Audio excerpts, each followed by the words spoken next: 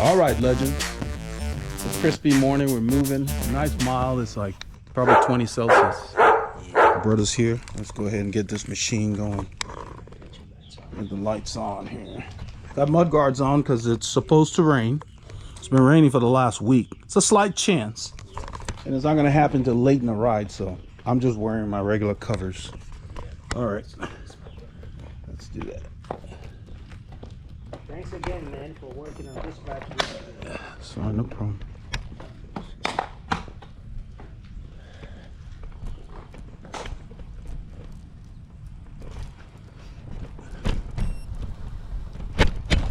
Start this machine. All right.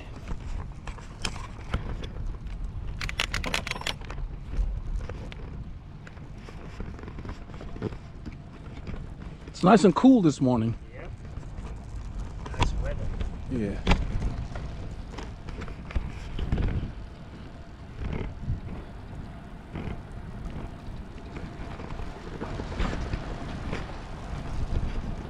Man, that guy, what a... On this ride, Paul and I left Northampton, went into the woodlands. We picked up Team RR. After we headed out on Research Boulevard, we got on Fish Creek. We started to film. Pace was high, a lot of play. Went on the overpass, Capitol Road, Rabon Chapel Road, pushing the pace. We filmed all the way into Montgomery, turned off the camera. Continued without the group into the forest. Went all the way up past 149. Took Talia Faro Road and ended up going through downtown Richards, Texas, where we refilled our bottles and headed south on 1486 past Decas, using Mount Moriah Road, through Bobville, Jackson Road, 149 past Karen into Magnolia, Texas, 1488 east, back into the woodlands. The very mild temperatures were feeling good. Went ahead and took the long way back around Sterling Ridge on the west side of it. And we hope that you will enjoy the clips we got for you.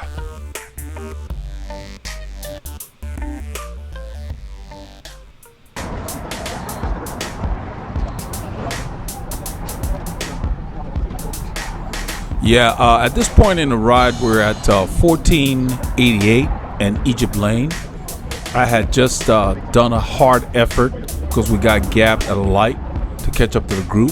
So I got my pipes all warmed up. It's time to ride. It's a long light, so I did a time lapse. The light just changed. And we're ready to roll. It's a very nice morning. It says 19 Celsius. That's about 69 degrees Fahrenheit.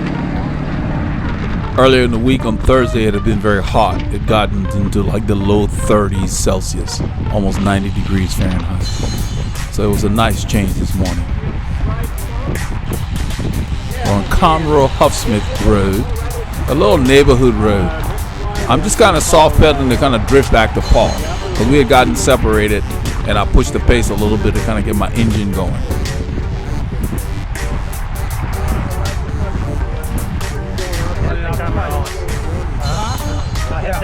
So Paul told me that he'd already turned on the camera. At the latter part of this ride, my shifting just started acting up.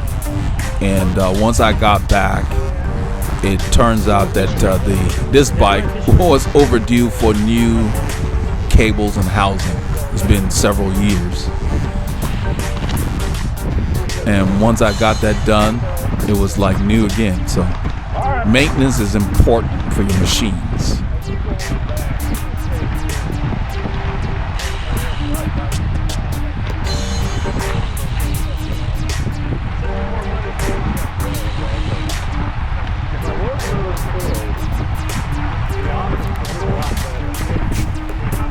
My training week had gone well. I was able to get a couple of rides in, not very long rides, just to keep my engine oiled, so to speak.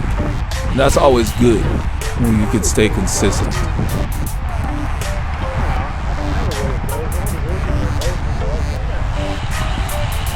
The gentleman on the left in a colorful jersey is riding one of the old Lightspeed titanium bicycles from back in the day. Lightspeed was one of the pioneers of the titanium craze. They used to really be everywhere. I don't know if we get a close-up shot of it or not, but it looks good. He's kept it up really well.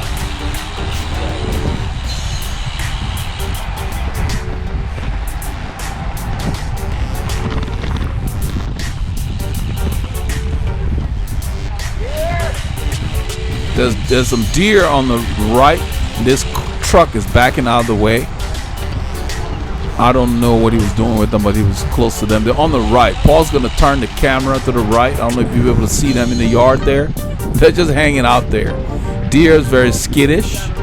They can run into you if they get the opportunity. That's what Greg's telling me a story about a rider he used to ride with right here. He says that this guy was just snake bitten and unlucky.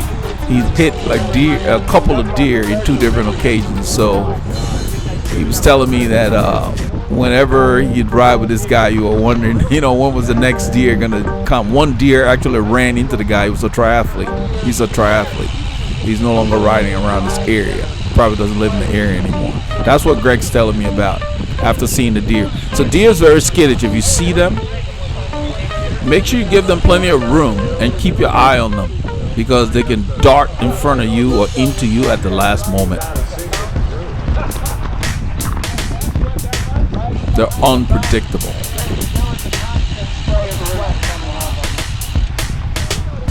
So he's telling me that this guy also used to sweat a lot. You'd be behind him and you could feel the sweat like it was raining on you. So we approach the open road, the FM 2978 Fish Creek Thoroughfare.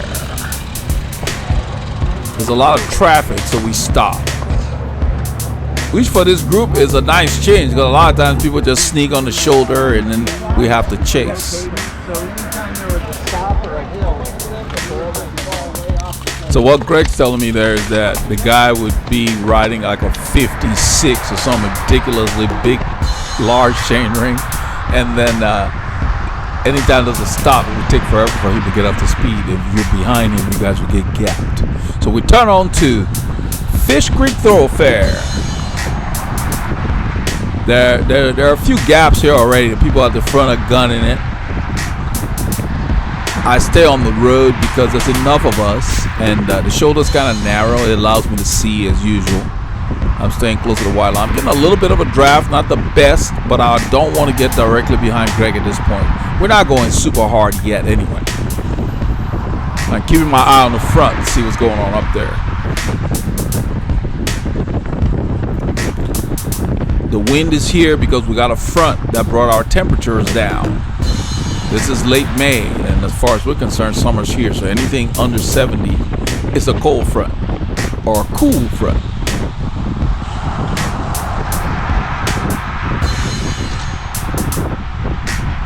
I'm very warmed up. As I said earlier, I kind of kicked up the pace a little bit to bridge up to them by myself and just got my engine nice and ready to work. It's very important. The shorter the ride, the more intense your warm-up should be.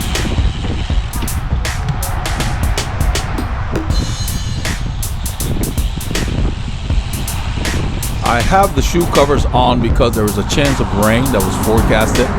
It never came, but I'd much rather be prepared than not. That's why we also have our mud guards on, because it was supposed to rain. The weather changed for the better.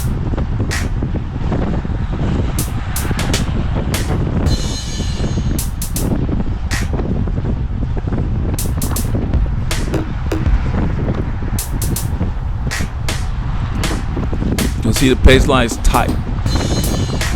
I like the changes in this group. There's been, over the last several months, more focus on just keeping the pace line going. It's been nice. Everybody's moving. Then you're gonna have a few people that will hesitate. That's okay. You soft pedal, you drift right or left. You just have to adjust your speed. Like right now, I'm not pedaling at all.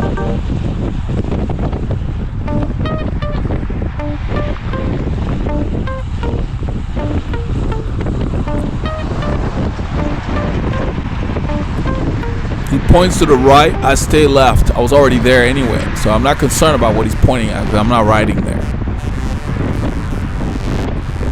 You can see Paul is also a little off to my left, just slightly. Everything I'm doing where you see me go over the line, come back over the line, I have a mirror on the end of my bars and I'm keeping my eye on the traffic. The rearview mirror works really well. I have it adjusted to where I don't even have to move my head. I just move my eyes. I look down, I can see what's happening back there.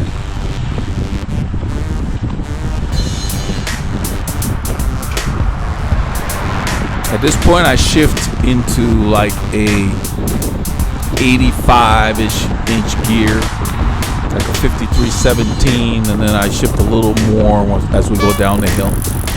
Keep my cadence respectable.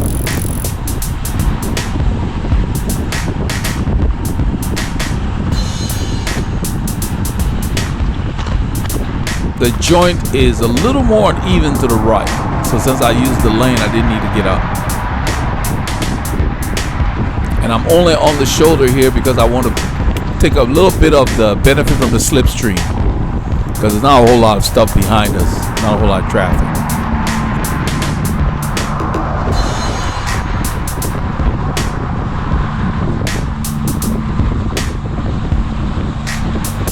So I'm constantly, see me turn my head just slightly there?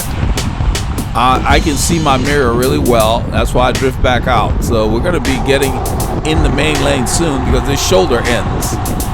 So when I'm riding, whether it's solo or not, I don't wait till the shoulder ends to take the lane. So right here, I take the lane. After checking, of course.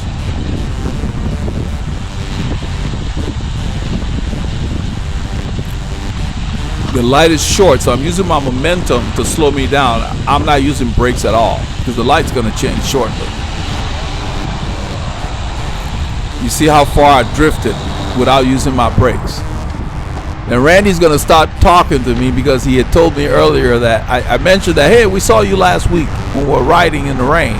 He was coming back the opposite way. He said, I wonder why I was riding alone. Well, he tells me here, I'm riding alone because I got dropped. That's what we're talking about right there. I said, that's a good reason. And then right now, then I drift back behind Greg. That's a good reason to ride alone. We've all been there.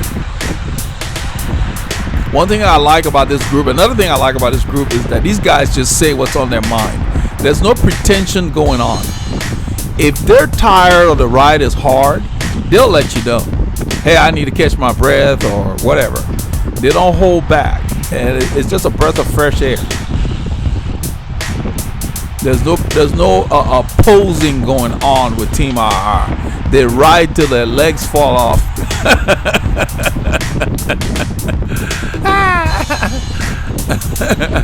They will not let you go. I don't care how many times you're attacked. They're always gonna keep coming. They keep trying and trying until there's one person left. And they say, okay, let's check to see if we're all together. You'll see it. So it's a fun bunch to ride with. And that's what you need to look for. Look for a group that allows you to be yourself and that you enjoy yourself. Because this is our fun time. Don't look for a group that just stresses you out. You don't need to ride with them. You're better off riding alone. Look for a group that wants to just ride and have fun, you know, while being safe. These guys are very safe. You know, they ride, they have their moments, but I'm just saying generally, yeah, everybody's trying to get home upright. There are no crazies in this bunch. Because every group has one, you know. There's always somebody who's a little reckless, but no, this group's pretty good. Most of the groups I've ridden with, like WCC guys, you guys have seen the films we make with them. They're serious. We're gonna visit them this summer. They're safe too.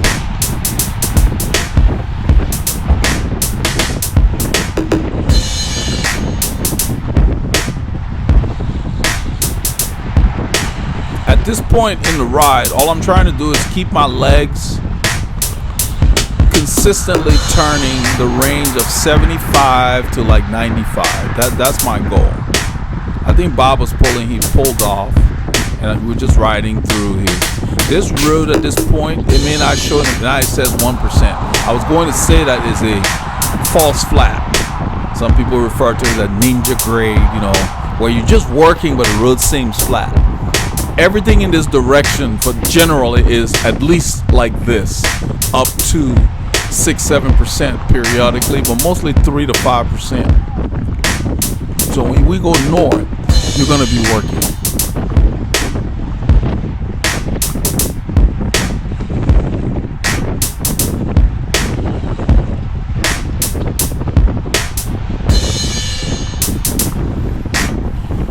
So we're going into the wind. The wind is blowing from the northeast, I believe. That's another reason I'm staggered slightly to the left.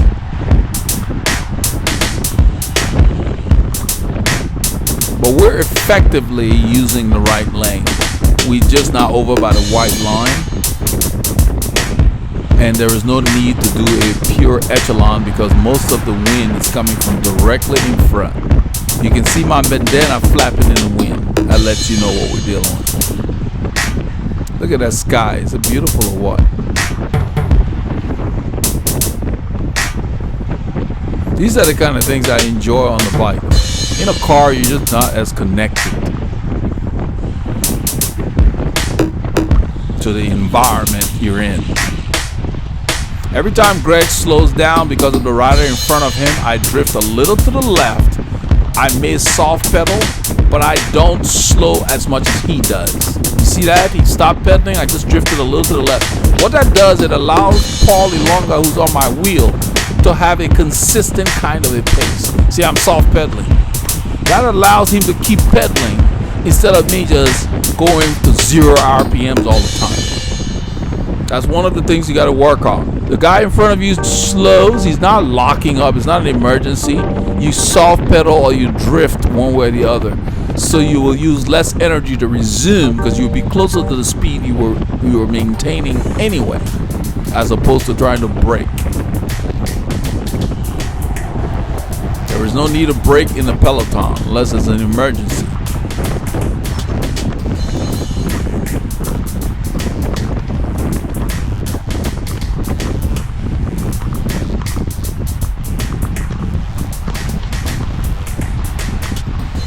So Greg stands here, he's using a lower cadence. I sit and I use a higher ratio, a higher cadence in a lower ratio. You have to find what works for you in that moment. There are certain other times when it's going to feel better to either stand like he did or push a lower RPM in a higher ratio. So pay attention to how you feel before you select what kind of cadence, the rhythm your body will respond to, because that's what cadence is a rhythm, and the body requires different rhythms at different times depending on your fitness, how much rest you've gotten, just how you feel generally. It's always different. It's not set in stone. That's why I say training is a science. That's why I still find it interesting riding my bike. Other than the fact that I just love riding my bike, it is very, very intriguing to try to figure out. You see how I stay on the left of Greg? I don't want to change my rhythm. I'm going just a little faster than he is as he stands, so I stay to the left. I'm not going to pass him. Mike in front in the white has already passed the guy who was pulling because he didn't want to back off his rhythm either. So he ended up taking the lead.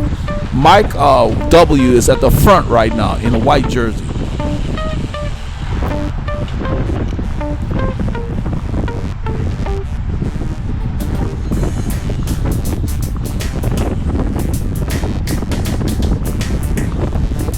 So this entire time on Fish Creek we're moving.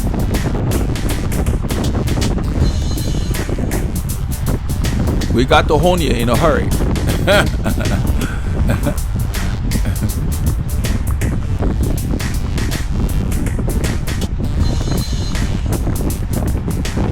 I am right below sweet spot for me, slightly above zone 3. This is a good zone to train at. You get a lot of benefits in this range without tearing yourself down too much. You know, but this can't be your only zone for training. You've got to be able to tap into the higher zones. I unlocked that bottle. That's why I had to turn it to the side. I unlocked it first before I took a drink. Because when they're very full, I don't leave them unlocked. They spray all over your bike if you hit a bump.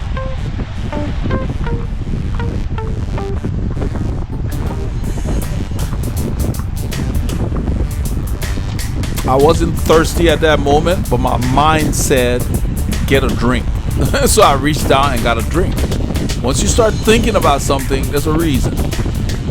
And so it's just automatic. If it's on my mind, I go ahead and take a drink. I want to stay ahead of my hydration.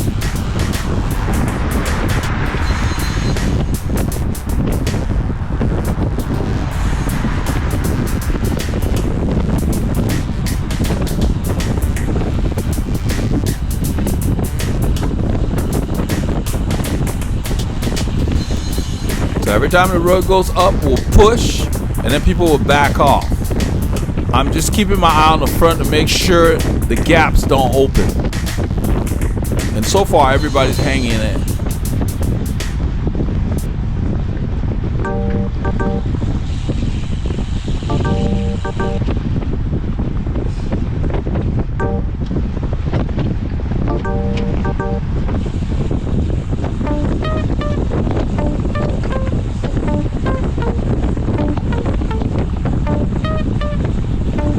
So I'm aware that the overpass is going to be coming up shortly. At this point, you want to make sure that you hydrate. If you're going to eat something, yeah, hurry up, because you don't want to be eating on a climb. You want to be ready to go. I don't need to eat or anything, so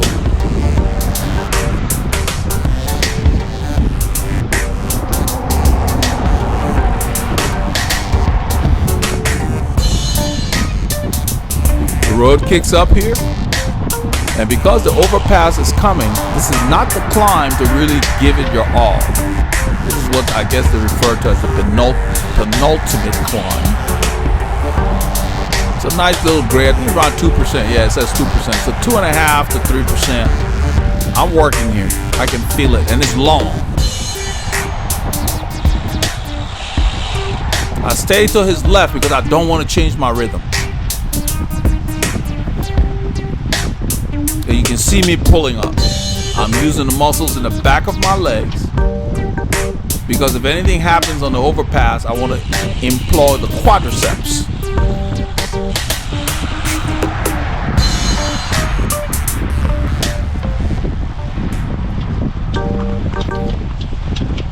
Right around here, you can hear people shifting. I'm keeping my eye up front, and you're gonna see Mark and James sneak off the front, and then I take off.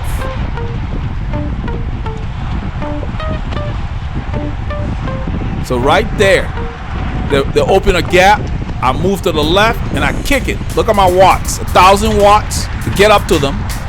Boom. High cadence, I get behind them, I shift up one cock, I don't know what I'm in, it doesn't matter, feel. As soon as I catch up to them, I pop to the left and kick it as I go by. No passengers. I open the gap.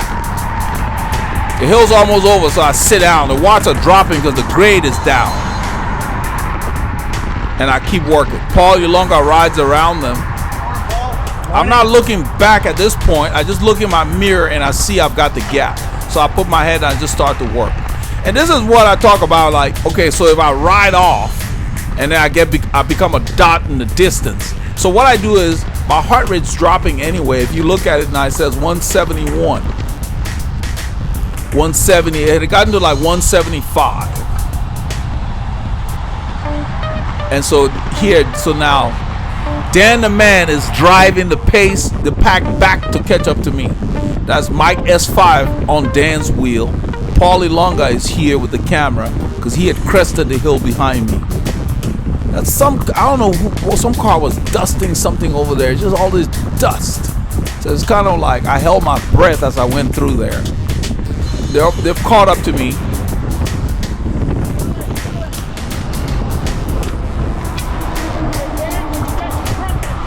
So right there, Bob on the right tells Dan, if you're gonna get to the front, you might as well go up front and pull. And Dan asked me, what was he saying? I told him, don't worry about it. And so I went back to the front and just started to pull. Well, it's hard. For him to catch up to me, he had to work. So I understand that. A lot of times, if you're in a breakaway and people ride up to you or whatever, you give them at least a couple of turns. Let's say there's two of us in a breakaway. You give a couple of turns, let the person sit, catch their breath if they need it, and then they have to work if they want the break to succeed. So I went through the front and just pulled because I knew Dan had pulled. I saw them in my mirror coming up.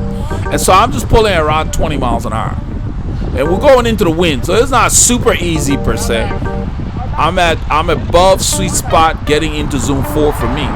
So we're working here. That's the reason he didn't go through, because he'd already worked hard and brought all of them over. We're going to be turning left. I'm aware of that. I'm just keeping the pace rolling. So they move over. They tell me, yeah, let's go. I can see them in my mirror. Capitol Road is coming up. Capitol Hill Road.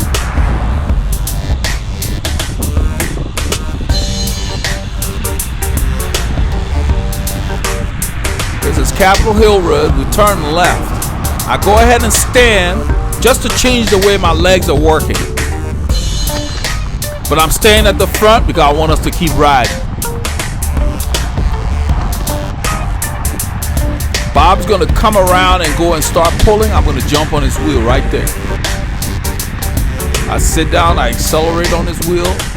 Holding about, regular cadence, about 95 to 100 RPM. The road's going up probably up to like 3% in the distance. We'll get to that. Right here it's flat, 97.1%. So this is just nice rolling terrain here. Then we're going to have a long descent. So I'm thinking, okay, let's work all the way to 2854 and let's keep the pace high. That's what's on my mind right here.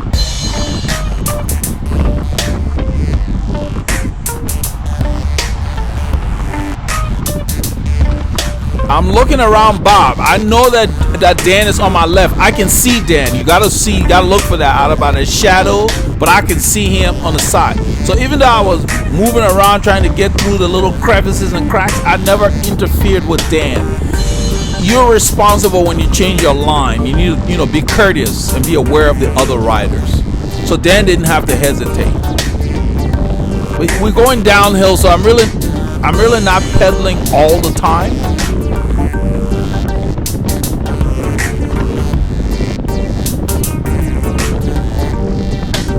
As soon as I feel Bob's speed drop, I'm going to kick it up again because I don't want the speed to drop. Watch the watts. Right there. Boom. 600, 700 watts. Just a 15-second effort. I'm going to sit down because I see them coming around. I'm going to go ahead and sit. See who comes. That was just a little acceleration. Dan goes. Mike S5. Mark is there. I keep the pace up. Right here, you see how the camera went up? Well, I had messed with the screw that holds the handle, and it wasn't very tight. So it's moving on Paulie Longa. That's one of the things that slows him down when we get on Rabon Chapel. He has to mess with the camera. It flips down and hits the road. I speed it up on the time lapse there. But so you will see when he comes back to the pack and lets me know, hands me the camera, I go ahead and check it. Mike W said good morning. So now I don't want us to stop here. I want us to keep moving. I stay to the right till Bob comes back finally after that sprint. I just changed the pace a bit. I'm on the right. I'm going to turn in the water literally. Paulie Longa is on the left here. I'm behind Paulie Longa. I'm going to move to the yellow line because now they're bunching up. It happens in packs. Nobody wants to go, but there's a group up there. So I just come over and keep the pace high.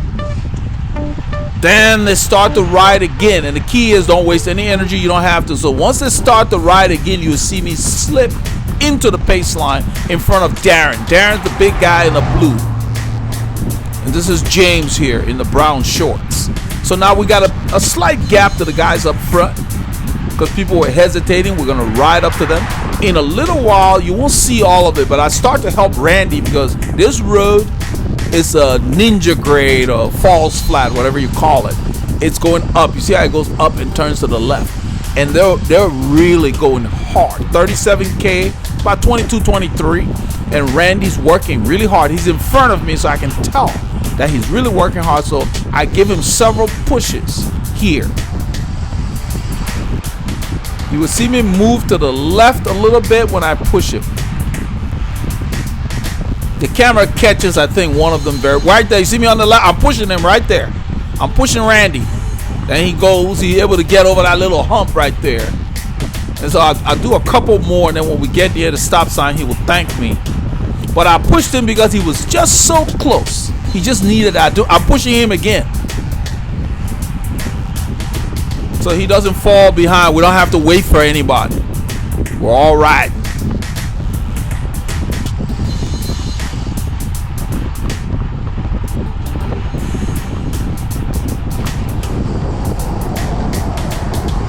So the kind of effort that I did on the hill is a different kind of training. You have to be able to go very hard.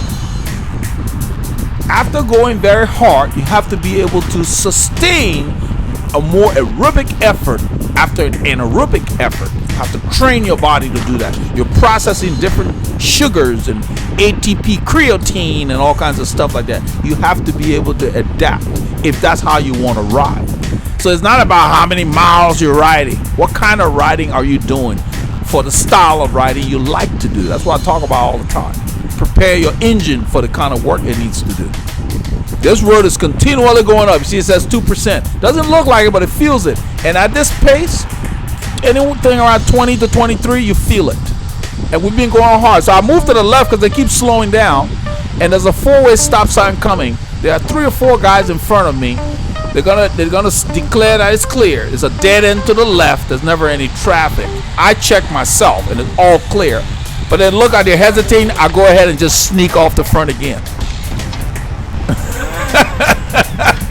I've got a gap. I'm not going very hard, but just hard enough. Right there. You know, now Mike S5 chases up to me. Mike W is on his wheel. Now Mark is moving up. Randy's back here. And we're coming up to that hill. Rabon Chapel is one of the, I like that hill because it gets to about 3.5%. It just stays there and it's long. So if you gauge it wrong, it will spank you. So if you watch my watts. I don't know if I put the watt arrows on here. So it goes from 122. The hill will soon start. And you'll see when the screw is twisted what happens back here. So right here, you see my watts going up. It says 0. I don't know what it's doing there. This meter's messing up. It's gonna kick up right here. I'm on the hill. There we go. 400 and something watts. 424. And it stays in that range for this entire climb. You can see Bob out of the saddle looking for power. Mark is working. They're gonna pull away from Paul here. We're going hard. Almost 500 watts. So Darren and them, you know, they're coming around, and we're up the road. So now what's gonna happen here is, I think shortly after this part is where the camera kind of flips on Paul and he has to mess with it. I'll go ahead and do a time lapse here. They can see us the whole time. It's Paul and Greg, and I don't know if anyone else is there.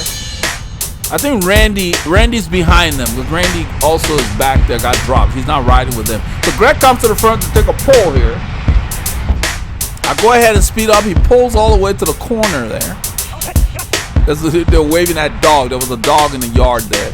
We turn. This is South Pine Boulevard. They will be able to see us in the distance. Right there, we're at the corner down the road. We've already turned left now. Right around here, I think I slowed it down where the camera starts to mess up. You can barely see Greg. It's flipping. The screw was loose on the handle. So it wasn't a camera per se, it's just a holder. And right there it flipped to the ground and Paul had to sit up and mess with it. That's what he's doing here. So all of that kind of slowed him down. You know, he tells me about it after the fact, but once I was looking at the film, I saw that. So we sorted that out. I kind of know what to do next time. I usually use a screwdriver after I disengage that thing, and I didn't tighten it enough. So right here we turn on mill route, and then Mark told us to let us regroup. So we're right there, and everybody's catching back up. You can see the watts, they're under 200 watts. We're just regrouping. So in a little while after we regroup, these guys are all over the road and we don't see this truck. And I guess he's impatient. So when we finally move over for him to go, he guns his diesel and just sprays us with all this smoke. You know, just being a jerk, that's all. And you can't let those kind of people bother you. You can't fake stupid.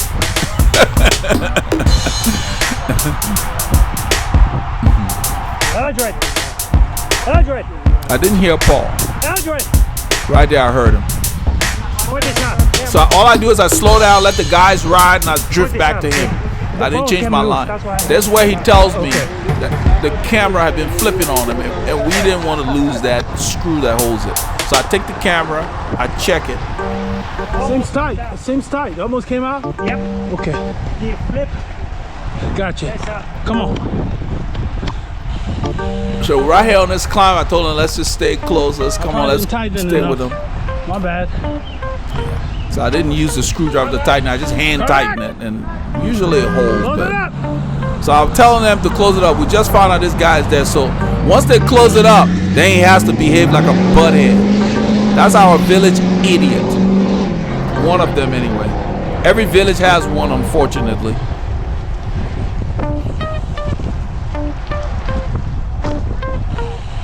And it said diesel is clean. Yeah, it looks really clean there. I probably didn't tighten it enough when I took it off the stand. Slow down and get it in the place. Okay. Glad you did. Yeah, he had to slow down and screw it and straighten the camera. Because when it's loose like that, the weight of the camera can cause it to flip and the screw continues to loosen even more. So we got that sorted. So we're on mill route after we've regrouped and we're riding towards 2854. I have the camera.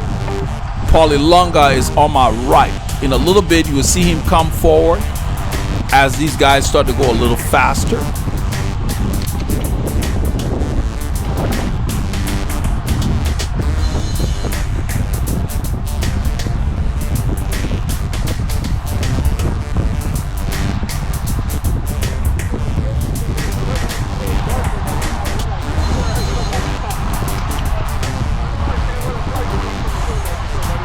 So Randy starts to struggle here again. He's lacking a bit of power. He just needs some specialized training. He's close, but you got to do the special training. So right here, I'm going to push him. I got the camera in my left hand. I push him.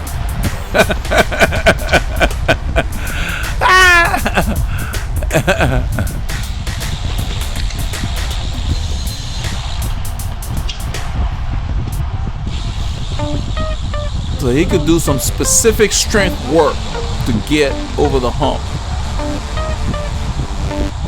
And in a few kilometers, you'll hear me tell him to finish the climb by shifting up. Where y'all going today? I told him Richards, I think. Probably Richards. Yeah. That's Mike S5 was asking me where Paul and I are going because they know we ride with them and then we go further because the group doesn't go way out all the time. My fault. I usually use a screwdriver to really tie it down. I didn't. That's okay. I just let you go. I didn't want you to finish. Yeah, I know. So the boys are sprinting towards 2854. I didn't want to stop, but they wanted to regroup. And so Randy is falling off the pace again because he's using a small gears. It's a time to push. It's time to push. So you hear me tell him. Come on, Randy. Come on. Shift to a harder gear. Push. One cog up. There you go. Yeah, you see that? As soon as he shifted up, boom. The hill's almost over. Forget that little gear. It's time to work. It hurts, but that's why nobody wants to do it. It does hurt. You know.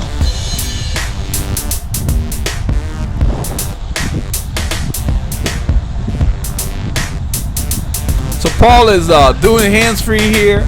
What happened? We've been working on this frame. Initially, when he got it, I see you got that hands-free the headset was too tight. The headset was.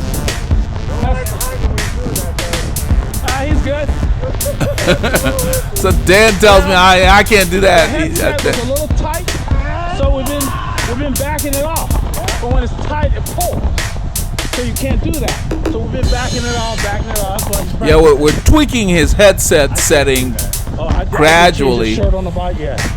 And it's at the point where now he's almost there. We finalized it. You know, we've been just doing different things to get him comfortable with that frame. So you don't lose the pack. It's not the most relaxing way. And so I was telling Dan, I was like, man, you should be able to change your jersey or do something like that. So you're going to hear Mark say, Don't tell Eldred it's just Don't tell Eldred what? Never tell Eldred he's in the C group before a ride. Oh, come on. We're all going to pay. I was just messing around. That's what Paul was like, I messed up on the screw. He said, came loose. Yeah, it's okay. We got it. What Mark was saying is when we got in the it wasn't me. Yeah, I'm telling him you started. I said James, and then I'll tell him you were there. And you, Mark, you were there too. He never takes credit. What Mark was saying when we came in the parking lot, they were messing with us. They said, "Oh, here comes the C group," and then Mark said, "That's not true." Then he said, "What group are you in, Eldred?" I said, "I'm in the A+ group," and we all laughed about it. And that's what he was saying. He said, I'm not going to, anybody else that says before a ride that you guys are in the C group, we're going to have a problem because you're going to make us pay. I told him, no, I was just messing around. I told Paul this is the group because he's backing off the pace, but we're doing 7+ hours. These guys don't know. Paul knows what we're doing. So he's like, I'm going to back off here. You know, because depending on how your week goes, you got to really be careful. You know, you got to know yourself. So he's backing off. So I told him, I said, this is the group so he can slip in. So we're riding up. There are a few riders up ahead, and what's his name? Greg Schott will close the gap. He's sitting in front of Darren here. We're on 2854. It's a grade up to maybe 3%, if that. But we're going into the wind, and you know, it's a good pace, almost 23, 24 miles an hour. Into the wind, up a grass. Randy again, so we pass Randy. Those are the guys we're catching up to. So Greg ends up closing the gap to them. I just have the camera in my left hand.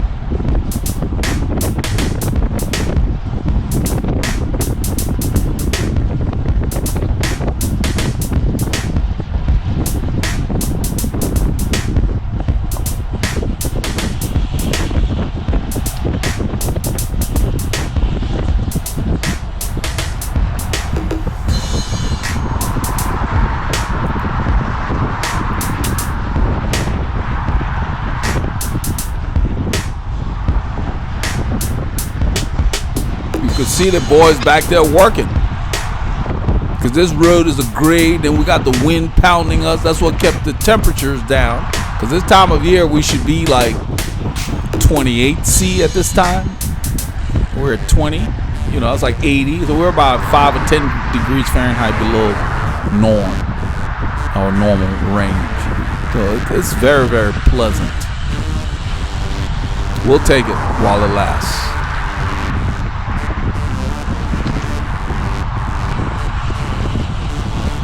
So on this road, anything above 20 miles an hour, you're working, unless you got the wind behind you.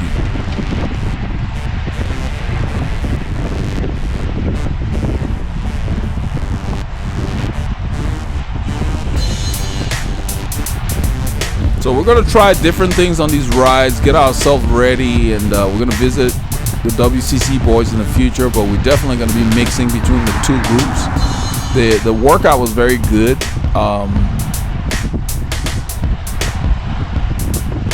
The riding was really, really consistent. I like that. We didn't do too much stopping at all. That was really good. We got to Montgomery quickly.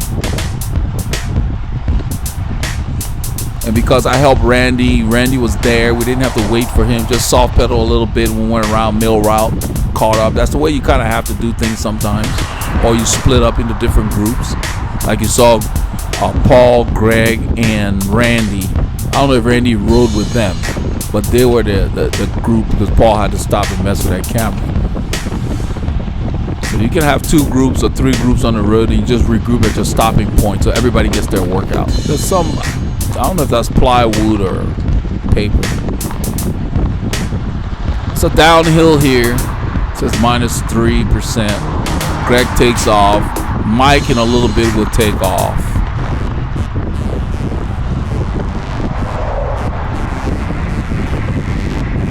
That's Mike going up to Greg. Greg's not that far ahead. I mean, we're moving at almost 27, 28 miles per hour. They don't make up that much room on us. That's another reason I did not really change the pace. This is a downhill. We're going to be stopping at the bottom of the hill at the light. So just rolling along here at 27 or so. You'd have to do 32 to really get away.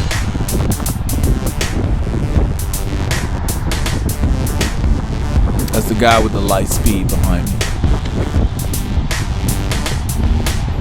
Far back. I see you. Yeah, I had moved back over the white line because the car was coming, and then he said, "I'm on your right." I told him I see him. I didn't move way over, just enough to get over the line. You always have to look right and left and be aware of who's on either side of you when you're in a pace line, in the group. Anytime you change your line, you got to make sure there's nothing there. I just move over here to avoid braking. I check my mirror, nothing's coming. So I hope you all got a chance to get some K's in. This is how we rolled into Montgomery, Texas on Saturday. Remember, keep those doctors far.